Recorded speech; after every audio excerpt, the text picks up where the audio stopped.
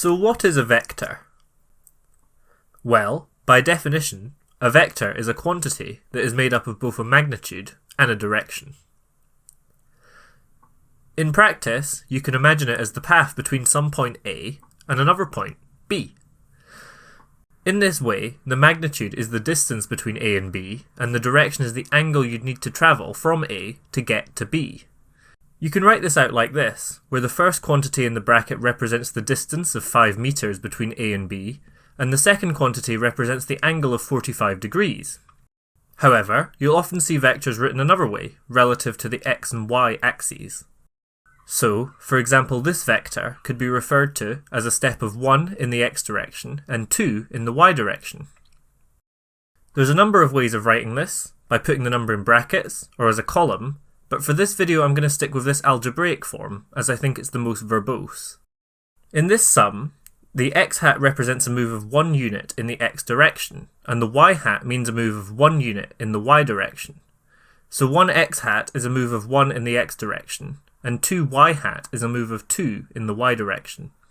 The other nice thing about this algebraic form is that it leads us to start asking questions. For example, what if we added 2 of these vectors together? We can think about this the same way we would adding any numbers in this form. First, we can think of adding the x hat parts together, so that's 1 and then another 1, making 2 in the x direction. Next, we add the 2 y hat parts together, so that's 2 in the y direction, plus another 1, making 3 in the y direction.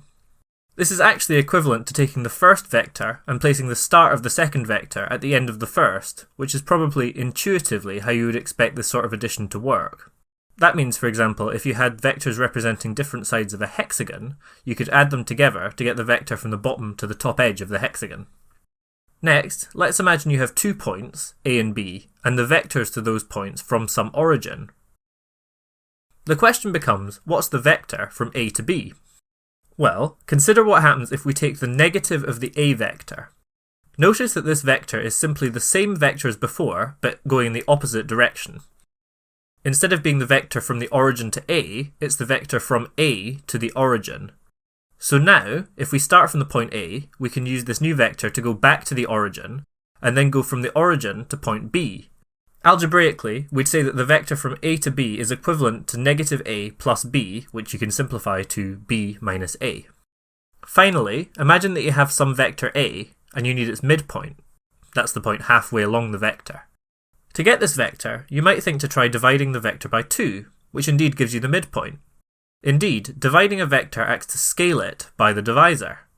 Similarly, if you start with that midpoint vector and you want to get back to the original vector, you can simply multiply it by 2. This should make some intuitive sense. It's like putting 2 copies of the vector together, or scaling it by a factor of 2.